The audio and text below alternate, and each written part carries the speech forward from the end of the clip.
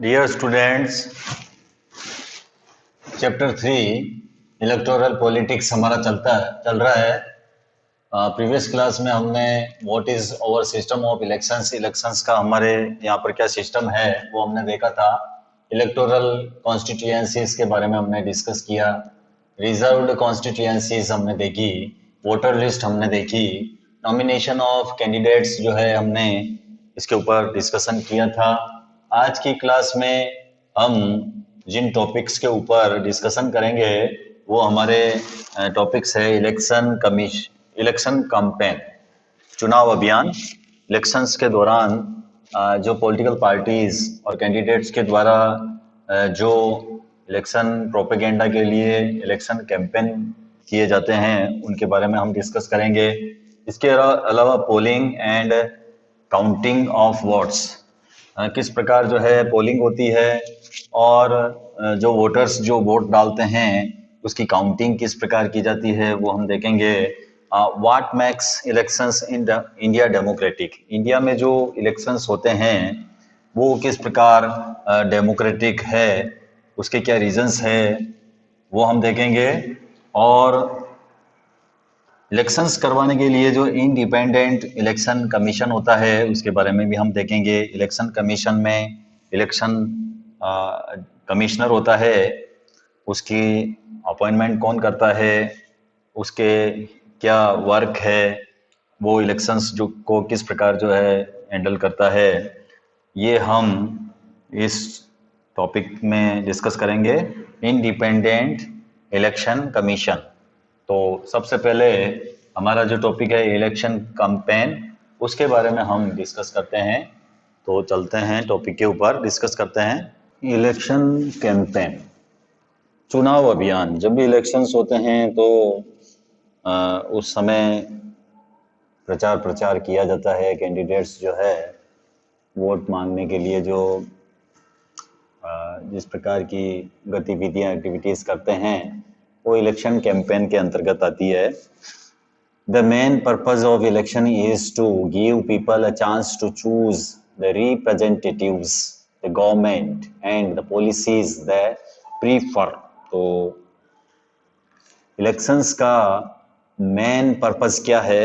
Election का main purpose ये है लोगों को अपनी पसंद के रिप्रेजेंटेटिव्स चुनने का अवसर देना, the government and the policies the prefer, और इसके अलावा सरकार और नीतियों का चुनाव करने का उनको अवसर देना। ये मेन पर्पस है इलेक्शंस का। इलेक्शंस का मेन पर्पस क्या है?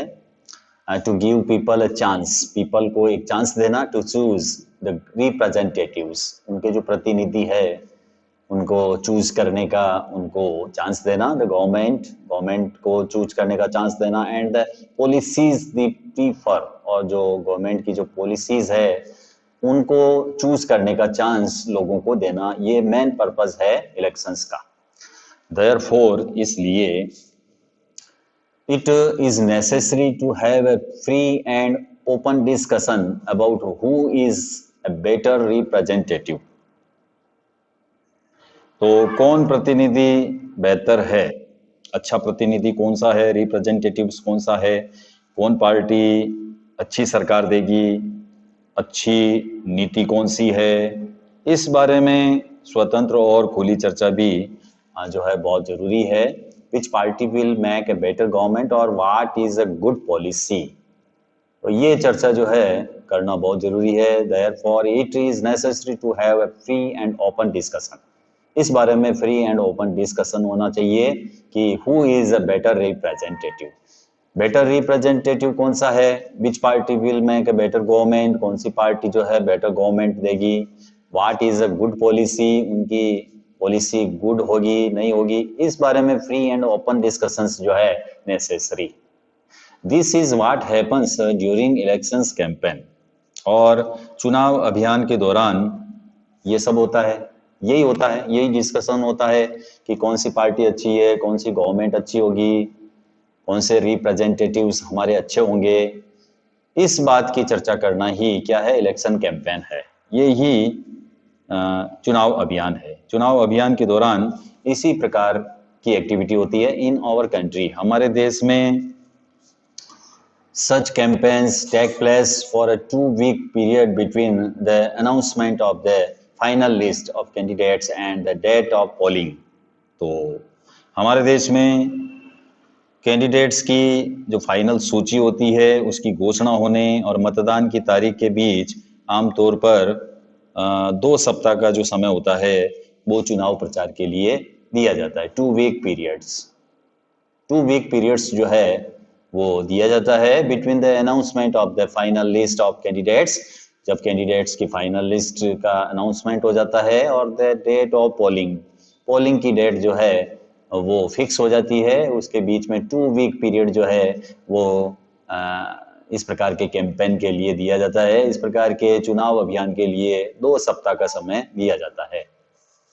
अब इस पीरियड में क्या होता है, ड्यूरिंग दिस पीरियड, इस पीरियड के दौरान the candidates contact their voters, जो कैंडिडेट्स होते हैं वो अपने वोटर्स से कांटेक्ट करते हैं। Political leaders address elections meetings, और जो पॉलिटिकल लीडर्स है वो चुनावी सभाओं में भाषण देते हैं, मीटिंग्स करते हैं। And political parties mobilise their supporters, और जो सपोर्टर्स है पार्टियों के, पार्टियां अपने सपोर्टर को सक्रिय करती है, एक्टिव करती है। जो भी सपोर्टर्स है पॉलिटिकल पार्टीज उनको मोबिलाइज करती है, एक्टिव करती है। This is also the period when newspapers and television news are full of election related stories and debates. और यही समय होता है, इस अवधि में न्यूज़पेपर्स, टेलीविजन्स, इनके ऊपर चुनाव से जुड़ी हुई खबरें और डिबेट्स भी होती है। इस समय जो 2 वीक का जो पीरियड होता है, इस पीरियड में जो न्यूज़पेपर्स है, televisions news are full of election related stories and debates. Election related stories और डिबेट से न्यूज़पेपर, टेलीविजन ये फुल रहते हैं। But election campaign is not limited to these 2 weeks only. लेकिन असल में जो इलेक्शन कैंपेन है वो सिर्फ 2 हफ्ते तक नहीं चलता है, ज़्यादा भी चल सकता है। Political parties start preparing for elections month before the actually take place. तो जो राजनीतिक दल होते हैं, पॉलिटिकल पार्टीज होती है, वो चुनाव होने के महीनों पहले से ही जो दूसरी तैयारियां हैं उसमें वो जुट जाती है, प्रिपेयरेशन करने लग जाती है। इन इलेक्शन कैंपेन्स, चुनाव अभियान के दौरान political parties try to focus public attention on some big issues. Political parties क्या करती है, लोगों का ध्यान जो है वो कुछ बड़े मुद्दों पर केंद्रित करना चाहती है। Political parties try to focus public attention on some big issues. जो पॉलिटिकल पार्टीज होती है वो लोगों का ध्यान जो है बिग इश्यूज की तरफ अट्रैक्शन करती है। They want to attract the public to that issue and get them to vote for their party on that basis. वे लोगों का ध्यान, वे लोगों को इन मुद्दों के ऊपर अट्रैक्ट करती है और अपनी पार्टी के पक्ष में वोट देने के लिए कहती है कि हमारी पार्टी को वोट दीजिए। Let us look at some of the successful slogans given by different political parties in various elections. तो विभिन्न इलेक्शंस में विभिन्न दलों के द्वारा उठाए गए कुछ सफल स्लोगन के ऊपर हम गौर करते हैं। जो पॉलिटिकल पार्टीज के द्वारा स्लोगन्स दिए जाते हैं, जो नारे दिए जाते हैं, उनके बारे में हम थोड़ा नजर डालते हैं। The Congress party led by Indira Gandhi gave the slogan of गरीबी हटाओ, remove poverty in the Lok Sabha elections of 1971। Indira Gandhi के नेतृत्व वाली कांग्रेस पार्टी ने 1971 के लोकसभा चुनाव में गरीबी हटाओ का नारा दिया था। इसी प्रकार का जो स्लोगन दिया था इंदिरा गांधी ने दिया था। कांग्रेस पार्टी की जो इंदिरा गांधी थी उन्होंने एक स्लोगन दिया था, गरीबी हटाओ, रिमूव पॉवर्टी। कौन से इलेक्शंस में? In the Lok Sabha elections of 1971। 1971 के जो लोकसभा इलेक्शंस हुए थे उसमें कांग्रेस पार्टी का लीड करने वाली इंदिरा गांधी ने जो स्लोगन दिया था उसका नेम था गरीबी हटाओ, रिमूव पॉवर्टी, ये नारा उसने दिया था। In the Lok Sabha elections the party promised to reorient all the policies of the government to remove poverty from the country। और इसके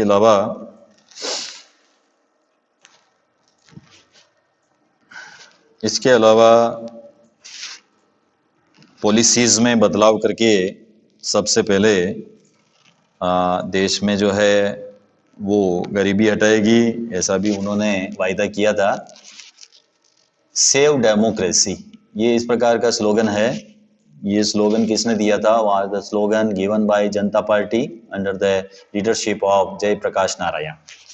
जयप्रकाश नारायण की के नेतृत्व में जनता पार्टी ने यह नारा दिया था। 1977 के लोकसभा चुनाव जब हुए थे तो उसमें जयप्रकाश नारायण की लीडरशिप में जनता पार्टी ने जो नारा दिया था वो दिया था सेव डेमोक्रेसी, डेमोक्रेसी को बचाइए, लोकतंत्र को बचाओ, इस प्रकार का नारा जयप्रकाश नारायण ने दिया था। 1977 में जो लोकसभा चुनाव हुए थे उसमें ये नारा सेव डेमोक्रेसी का नारा जयप्रकाश नारायण ने दिया था। The party promised to undo the excess committed during emergency and restore civil liberties। Party ने आपातकाल के दौरान जो इमरजेंसी थी, जो सिविल लाइबर्टीज हुई थी, जो ज्यादतियां हुई थी, उनको समाप्त करने और नागरिक आज़ादी को बहाल करने की का भी उन्होंने प्रॉमिस किया था। क्या किया था? To undo the excess committed during emergency and restore civil liberties, जो सिविल लाइबर्टीज है उनको रीस्टोर करने का भी उन्होंने प्रॉमिस किया था। और इसके अलावा जो तीसरा जो नारा दिया था, the left front used the slogan of land to the tiller in the West Bengal assembly elections held in 1977।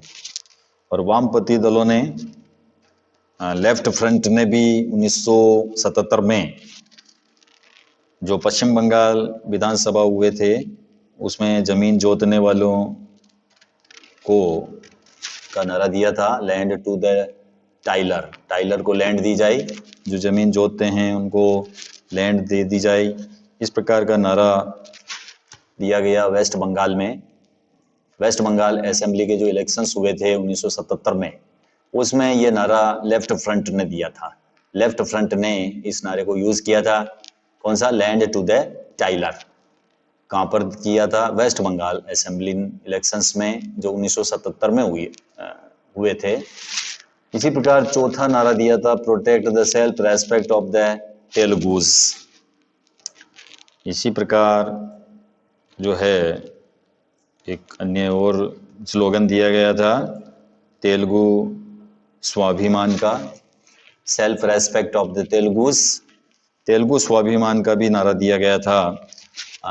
कब दिया गया था ये नारा? Was the slogan used by N T. Ramarao, the leader of the Telugu Desam Party in Andhra Pradesh assembly election in 1983। Protect the self respect of the Telugus, ये जो slogan दिया था ये एन.टी. रामाराव ने दिया था। एन.टी. रामाराव कौन थे? The leader of the Telugu Desam Party. Andhra Pradesh की जो तेलुगु देशम पार्टी है उसके जो लीडर थे एन.टी. रामाराव, उसने 1983 के असेंबली इलेक्शंस में ये नारा दिया था। तो इस प्रकार हम देखते हैं in a democracy it is best to leave political parties and candidates free to conduct their election campaign the way they want to. लोकतंत्र में राजनीतिक दलों और उम्मीदवारों को अपनी मर्जी के मुताबिक चुनाव प्रचार करने के लिए आज़ाद छोड़ देना ही सबसे अच्छा होता है डेमोक्रेसी के अंदर। Democracy it is a best to leave political parties. Democracy में बेस्ट क्या है? To leave political parties and candidates candidates और पॉलिटिकल पार्टीज को लीव छोड़ देना, free to conduct their elections campaign, elections campaign के लिए उनको फ्री छोड़ देना ही बेटर है। But it is sometimes necessary to regulate campaigns to ensure that every political party and candidate gets a fair and equal chance to compete. लेकिन सभी दलों को उचित और समान अवसर मिले, इसके लिए कई बार कुछ दखल देना भी जरूरी है कि सभी पार्टीज को या सभी दलों को उचित समान अवसर मिले। इसके लिए कुछ जो है दखल देना ज़रूरी है, रेगुलेट करना ज़रूरी है कैंपेन्स को। तो रेगुलेट किस प्रकार किया जा सकता है? According to our election law, no party और कैंडिडेट कैन, हमारे कानून के अनुसार कोई भी कैंडिडेट्स या कोई भी पार्टी ये काम जो है नहीं कर सकती है। कौन कौन से काम नहीं कर सकती है? कोई भी कैंडिडेट्स जो है इस प्रकार का काम नहीं कर सकता है इलेक्शन लॉ के अनुसार। कोई भी पार्टी इस प्रकार की कार्य नहीं कर सकती है। किस प्रकार की कार्य नहीं कर सकती है? देखिए आप, ब्राइब और थ्रीटन वोटर्स। एक तो वोटर्स को वो थ्रीटन नहीं कर सकते हैं, ब्राइब नहीं कर सकते हैं, है ना। मतदाताओं को कोई भी कैंडिडेट्स लोभ या उनको धमकी नहीं दे सकता है, प्रलोभन नहीं दे सकता है, थ्रीटन नहीं कर सकता है कि हाँ जो है आपका वोट हमें ही देना है। इस प्रकार उनको धमकी नहीं दी जा सकती है। तो कैंडिडेट्स जो है क्या नहीं कर सकता है? ब्राइब नहीं कर सकता है वोटर्स को, थ्रेटन नहीं कर सकता है। और इसके अलावा appeal to them in the name of caste और रिलीजन, कास्ट और रिलीजन्स के नेम के आधार पर वोट के लिए अपील नहीं कर सकता है। उनसे जाति धर्म के नाम पर वोट नहीं मांग सकता है। Use government resources for elections campaign, जो भी गवर्नमेंट रिसोर्सेज है चुनाव अभियान में उनका उपयोग नहीं कर सकता है। Use government resources for elections campaign, elections campaign के लिए, चुनाव अभियान के लिए जो सरकारी संसाधन है उनका यूज नहीं कर सकते हैं। और इसके अलावा spend more than 25 lakh in constituency for Lok Sabha elections और 10 लाख इन कॉन्स्टिट्यूएंसी इन असेंबली इलेक्शंस। इसके अलावा लोकसभा चुनाव में एक निर्वाचन क्षेत्र में 25 लाख रुपए और विधानसभा चुनाव में 10 लाख रुपए से ज़्यादा खर्च नहीं कर सकता है। जो कॉन्स्टिट्यूएंसीज जो असेंबली इलेक्शंस होते हैं उसमें 10 लाख और जो लोकसभा इलेक्शंस होते हैं उसमें 25 लाख रुपए जो है एक कॉन्स्टिट्यूएंसीज के लिए वो खर्च कर सकता है। इससे ज़्यादा वो खर्चा नहीं कर सकता है। ये भी हमारा इलेक्शन लॉ है। इफ दे डू सो, अगर वो ऐसा करते हैं, their election can be rejected by the court, तो उनके इलेक्शंस जो है कोर्ट के द्वारा रिजेक्ट किए जा सकते हैं। Even after they have been declared elected, अगर इनमें से किसी भी मामले में वो दोषी पाए जाते हैं तो चुने जाने के बावजूद भी उनका चुनाव रद्द घोषित हो सकता है। उनका जो इलेक्शन है, जो इलेक्टेड कैंडिडेट्स है, उनको रिजेक्ट भी कोर्ट कर सकता है अगर इस प्रकार के वो कार्य करता है जो हमने ऊपर पढ़े हैं। In addition to the laws, और इन कानूनों के अलावा और भी कुछ बातें हैं। All the political parties in our country have agreed to a model code of conduct for election campaign. इसके अलावा हमारी कंट्री की सभी राजनीतिक पार्टियों ने चुनाव प्रचार की आदर्श संहिता को भी स्वीकार किया है। कोड ऑफ कंडक्ट को, जो मॉडल है कोड ऑफ कंडक्ट का, उसको भी उन्होंने एग्री किया है, उसको भी मानना पड़ता है। अकॉर्डिंग टू दिस, इसके अनुसार नो पार्टी और कैंडिडेट कैन, इसके अनुसार यानी कोड ऑफ कंडक्ट के अनुसार, आदर्श आचार संहिता के अनुसार कोई भी उम्मीदवार, कोई भी पार्टी ये सब नहीं कर सकती है। क्या नहीं कर सकती है? Use any place of worship for election propaganda, चुनाव प्रचार के लिए किसी धर्म स्थल का उपयोग वो नहीं कर सकती है। कोई भी पार्टी, कोई भी कैंडिडेट जो वर्शिप का प्लेस है उसको इलेक्शन प्रोपेगेंडा के लिए वो यूज नहीं कर सकता है। चुनाव प्रचार के लिए जो वर्शिप वाले जो टेम्पल है, गिरजाघर है, चर्च है, उन प्लेस का वो यूज नहीं कर सकता है कोड ऑफ कंडक्ट के अनुसार। इसके अलावा use government vehicles, aircrafts and officials for elections। और इसके अलावा जो सरकारी विमान है, गवर्नमेंट व्हीकल्स है, या जो भी एयरक्राफ्ट्स है, उनका वो यूज नहीं कर सकता है, चुनाव में उपयोग उनका नहीं कर सकता है। वंस इलेक्शंस आर अनाउंस्ड, एक बार चुनाव की अधिसूचना या अधिघोषणा लागू हो जाए, अनाउंस हो जाए, मिनिस्टर्स शैल नॉट ले foundation stones of any projects, वो किसी बड़ी योजना का शिलान्यास भी नहीं कर सकते हैं।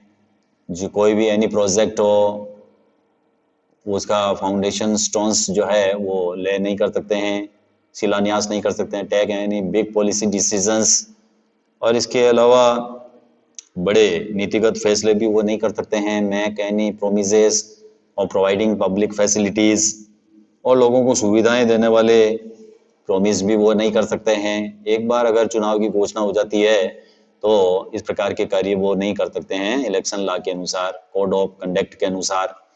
अब हम पढ़ते हैं पोलिंग। मतदान किस प्रकार होता है, and counting of votes. Votes की काउंटिंग कैसे होती है, पोलिंग कैसे होती है, चुनाव कैसे होते हैं, और काउंटिंग कैसे होती है, ये हम पढ़ते हैं। The final stage of an elections is the day when the voters cast or poll their votes। तो चुनाव का आखिरी चरण है मतदाताओं के द्वारा वोट देना। मतदाताओं के द्वारा जो पोल किया जाता है और जो वोट दिया जाता है, वो इसका इलेक्शंस का फाइनल स्टेज है।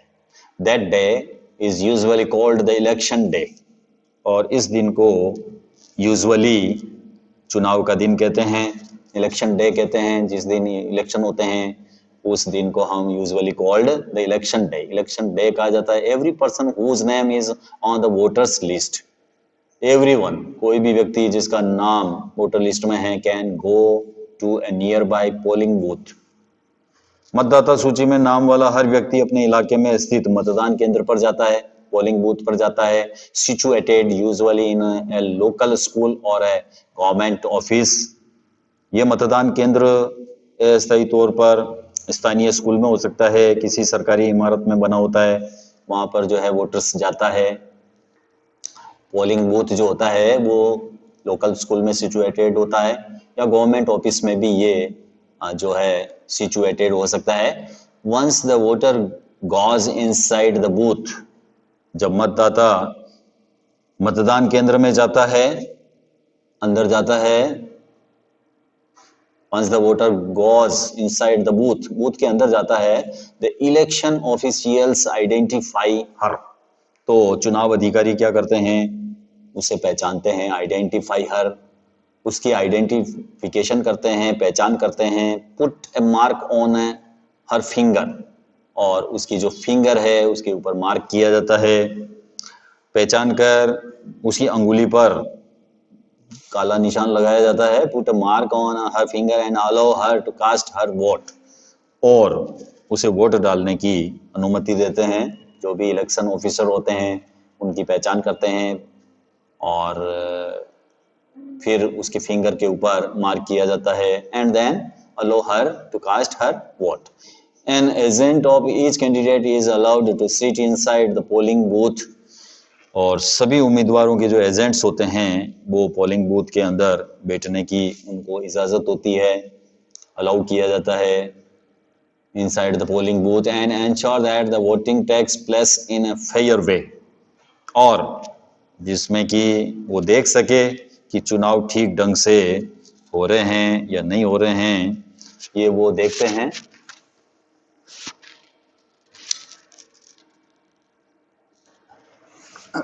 Earlier, the voters used to indicate who they wanted to vote for by putting a stamp on the ballot paper। तो पहले मतदाता को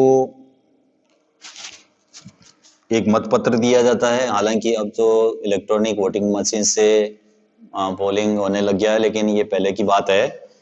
पहले मतदाता एक मतपत्र पर अलग अलग जो उम्मीदवारों के नाम छपे होते हैं और उनके चुनाव चिन्ह होते हैं, उनमें से जो उनकी पसंद होती है, ballot paper is a sheet, जो बैलेट पेपर होता है उसके ऊपर अपनी पसंद के उम्मीदवार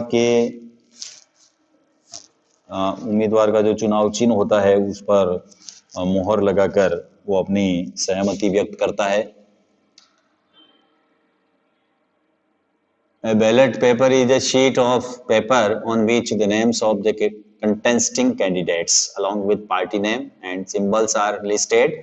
बैलेट पेपर क्या होता है? Ballot paper is a sheet of paper, paper का एक शीट होता है जिसके ऊपर नेम्स होते हैं, names of the contesting candidates, जो चुनाव लड़ने वाले जो कैंडिडेट होते हैं उनके नेम होते हैं, along with party name, party का नेम होता है, सिंबल होता है।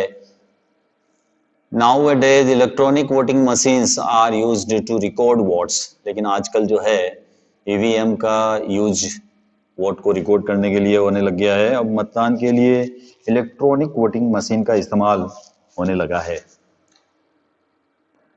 ईवीएम का मतलब है electronic voting machines. The machines show the names of the candidates and the party symbols.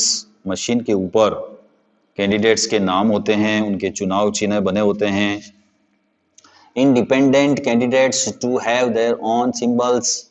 जो इंडिपेंडेंट कैंडिडेट्स होते हैं जिनको हम निर्दलीय उम्मीदवार कहते हैं, तो निर्दलीय उम्मीदवारों के भी चुनाव अधिकारी चुनाव चिन्ह देते हैं। जो इलेक्शन ऑफिशियल्स होते हैं, इलेक्शन कमीशन होता है, उनको उनके खुद के जो सिंबल्स है वो अलोटेट करते हैं। All that the voters has to do is to press the button against the name of the candidates she wants to give her vote. तो मतदाता को जिस कैंडिडेट्स को वोट देना होता है उसके चुनाव चिन्ह के आगे बने नीले बटन को एक बार दबा देना होता है। जिस किसी को वोट डालना होता है, जिस कैंडिडेट्स को वोट देना होता है, उस कैंडिडेट्स के अगेंस्ट यानी नेम के अगेंस्ट जो बटन होता है, candidates she wants to give her vote, जिसको वो वोट देना चाहता है, to press the button, button को प्रेस किया जाता है against the name of the candidate. Candidates के नेम के सामने जो बटन होता है, voter has to do is to press the button, उस बटन को जो है उसको दबाना होता है। Once the polling is over, मतदान जो है ओवर होने के बाद में, समाप्त होने के बाद में, all the EVMs are sealed, सभी ईवीएम को सील किया जाता है, मशीनों को सील करके बंद कर दिया जाता है। And taken to a secure place, और सुरक्षित स्थान पर पहुंचा दिया जाता है। A few days later, कुछ दिनों के बाद में, on a fixed date, एक फिक्स्ड डेट होती है, all the EVMs from a constituencies are opened, सभी कॉन्स्टिट्यूएंसीज की मशीनों को ओपन किया जाता है, एक साथ खोला जाता है। And the votes secured by each candidates are counted, और मतों की गिनती की जाती है। The agents of all candidates are present there to ensure that the counting is done properly. इसके अलावा वहां पर सभी दलों के एजेंट्स रहते हैं जिससे काउंटिंग का काम निष्पक्ष ढंग से हो सके। वो देखते हैं कि जो काउंटिंग का जो काम है इज डन प्रॉपरली डन किया जा रहा, नहीं किया जा रहा, इसको इंश्योर करने के लिए जो कैंडिडेट्स के एजेंट्स होते हैं वो प्रेजेंट रहते हैं वहां पर काउंटिंग के समय। The candidates who secures the highest numbers of votes from constituencies is declared elected. किसी चुनाव क्षेत्र में सबसे ज्यादा मत पाने वाले कैंडिडेट्स को विजय घोषित किया जाता है। किसी भी कॉन्स्टिट्यूएंसीज में जो कैंडिडेट्स सिक्योर करता है the highest numbers of votes, जिसको सबसे ज्यादा वोट्स मिलते हैं फ्रॉम ए कॉन्स्टिट्यूएंसी, किसी भी निर्वाचन क्षेत्र से अगर कैंडिडेट्स को सबसे ज्यादा मत मिलते हैं, इज डिक्लेयर्ड इलेक्टेड, उसको इलेक्टेड डिक्लेयर किया जाता है। इन अ जनरल इलेक्शन, आम चुनाव में Usually the counting of votes in all the constituency take place at the same time, on the same day. आम चुनाव में क्या होता है, यूजुअली सभी निर्वाचन क्षेत्रों में मतगणना एक ही तारीख पर होती है, यानी सभी जो जितनी भी कॉन्स्टिट्यूएंसीज है उनकी मतपेटियों को, उनकी ईवीएम को एक जगह रखा जाता है और ईवीएम को एक ही समय में एक ही तारीख को खोला जाता है और काउंटिंग भी जो है सेम डे होती है, सेम टाइम होती है. Television channels, radio and newspaper report this event. और इस समय टीवी चैनल, रेडियो, अखबार, इनके लिए बहुत बड़ा अवसर होता है. दिस इवेंट जो है उनके लिए बहुत बड़ी होती है, उनके लिए जो है न्यूज़ की भरमार होती है. Within a few hours of counting all the results are declared. और कुछ घंटों की गिनती में ही सारे परिणाम मालूम हो जाते हैं और ये स्पष्ट हो जाता है, become clear as to who will form the next government. और ये भी स्पष्ट हो जाता है कि कौन अगली सरकार बनाने जा रहा है, ये भी जो है डिक्लेयर कर लिया जाता है काउंटिंग के द्वारा.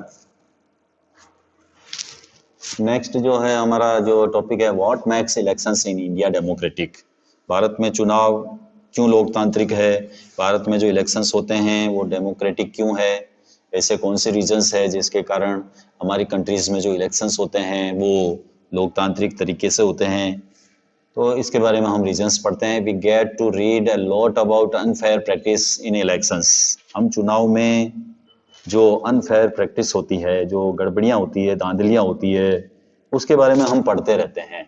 अनफेयर प्रैक्टिस के बारे में जो इलेक्शंस में होती है उनके बारे में हम पढ़ते रहते हैं न्यूज़पेपर्स में.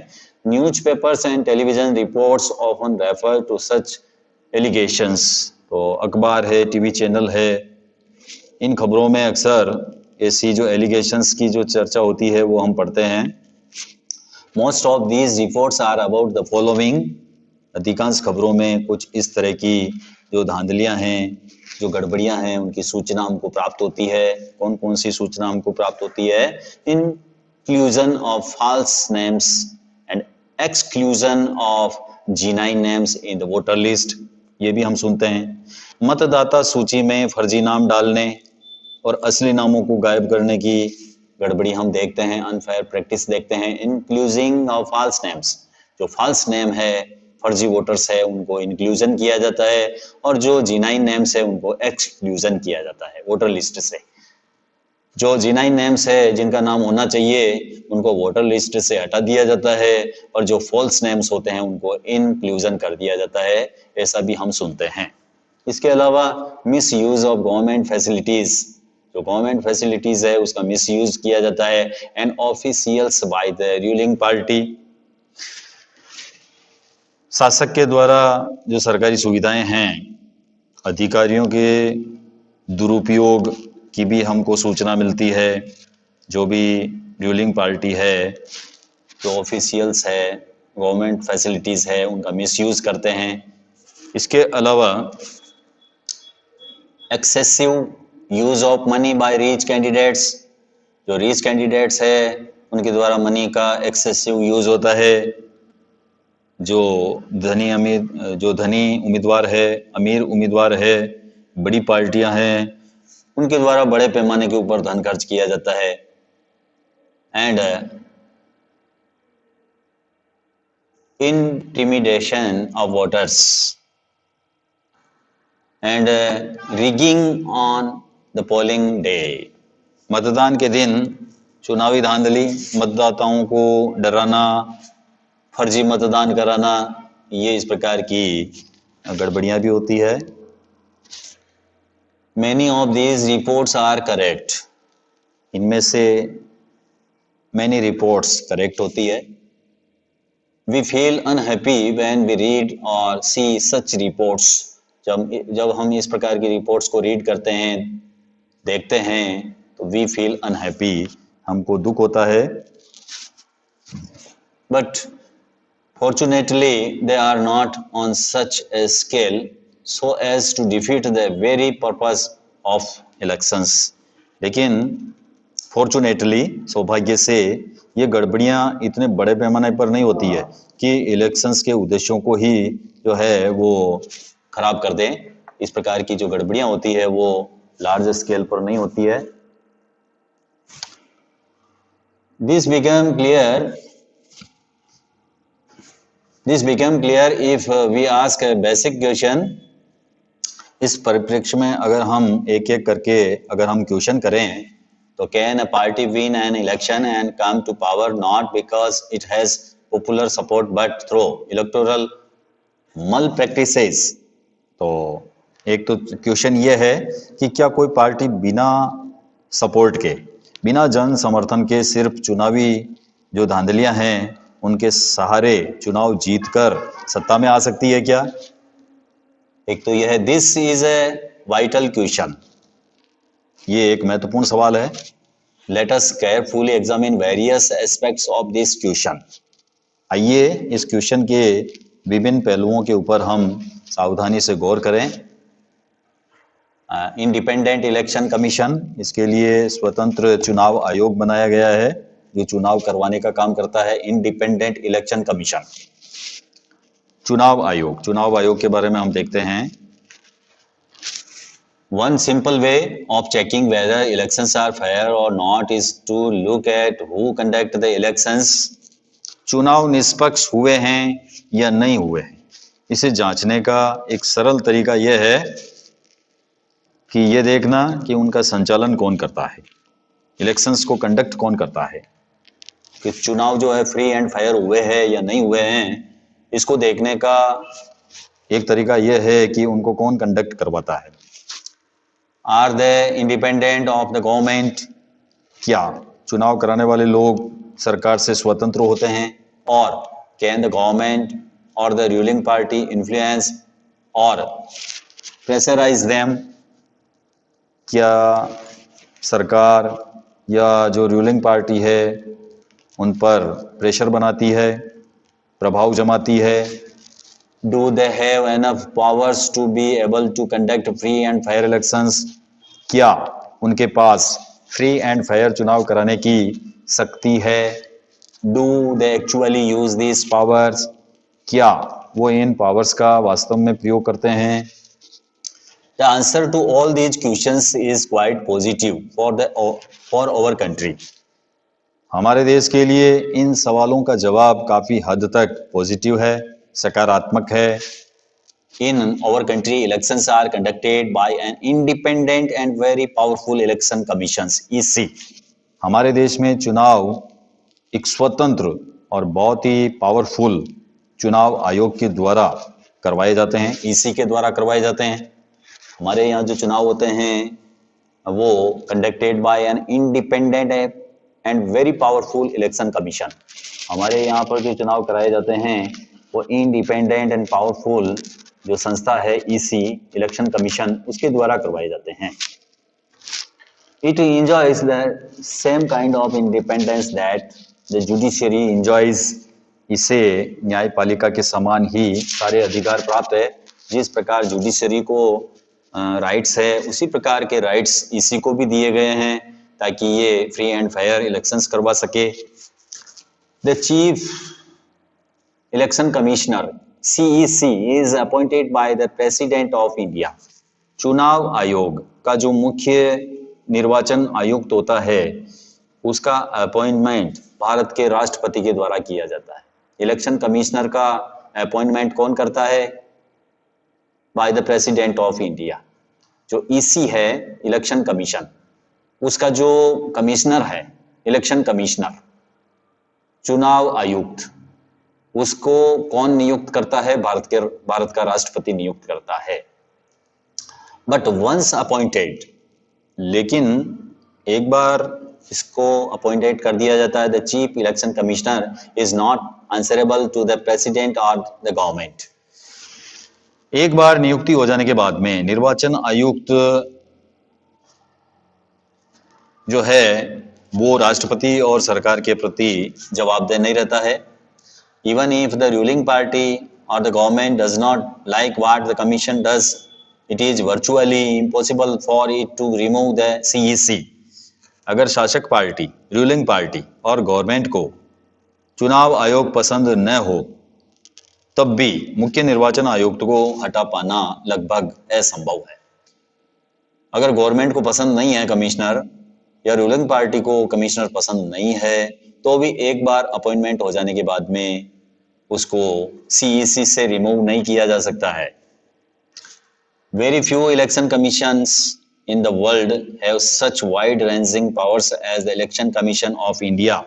दुनिया के शायद ही किसी चुनाव आयोग को भारत निर्वाचन आयोग जितने अधिकार प्राप्त होंगे। हमारे यहाँ पर जो निर्वाचन आयोग है, इलेक्शन कमीशन है, उनको जितने पावर दिए गए हैं उतने पावर किसी भी अन्य दुनिया के किसी भी इलेक्शन कमीशन को नहीं दिए गए हैं। तो कौन कौन से पावर दिए गए हैं इलेक्शन कमीशन को?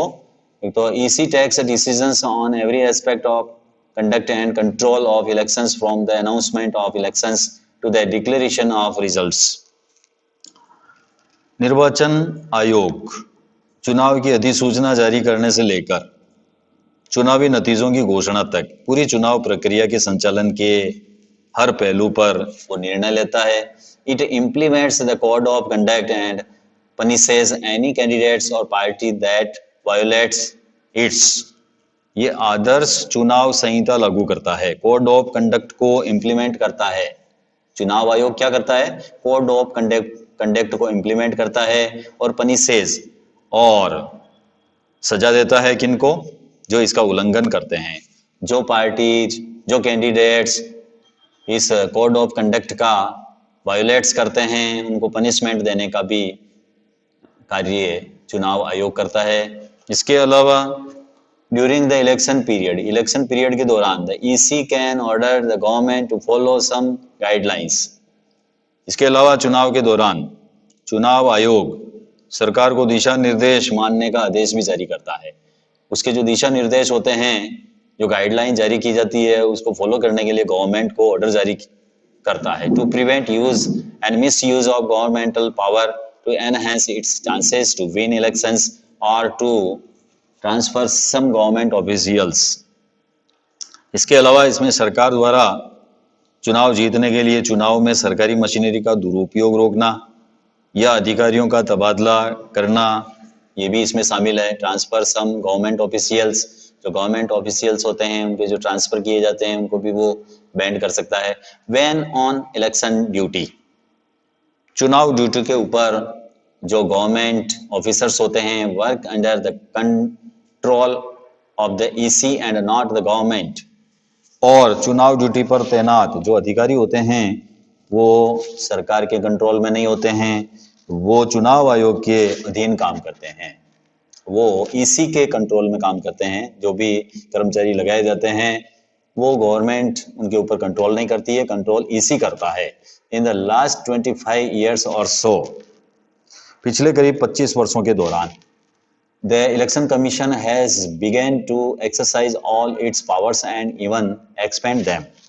तो पिछले कुछ वर्षों से 25 वर्षों के दौरान निर्वाचन आयोग ने अपनी सारी शक्तियों का प्रयोग शुरू किया है और इसके साथ ही अपनी शक्तियों का एक्सपेंड भी किया है, विस्तार किया है। It is very common now for the election commission to reprimand the government and administration for their lapses। अब ये आम बात हो गई है, कॉमन नाउ क्या आम बात हो गई है कि निर्वाचन आयोग गवर्नमेंट और प्रशासन को उनकी नीतियों के लिए जो है लैप्सेस करे, उनको जो है उनको इनके लिए फटकार लगाए या उनको कुछ कहे।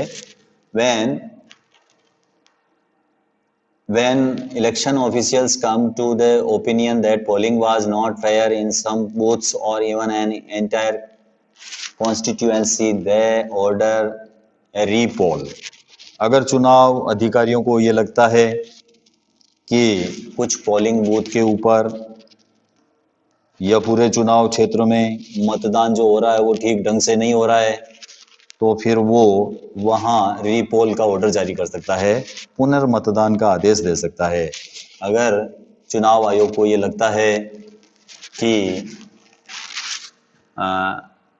That polling was not fair in some booths, अगर सम बूथ्स के ऊपर पोलिंग जो है फेयर ढंग से नहीं हो रही है, या एंटायर कॉन्स्टिट्यूएंसी में जो है पोलिंग सही नहीं चल रहा है, तो वो फिर जो है ऑर्डर जारी कर सकता है रीपोल का, रीपोल का ऑर्डर दे सकता है। The ruling parties often do not like what the EC does, अक्सर शासक दलों को निर्वाचन आयोग के कामकाज से परेशानी होती है।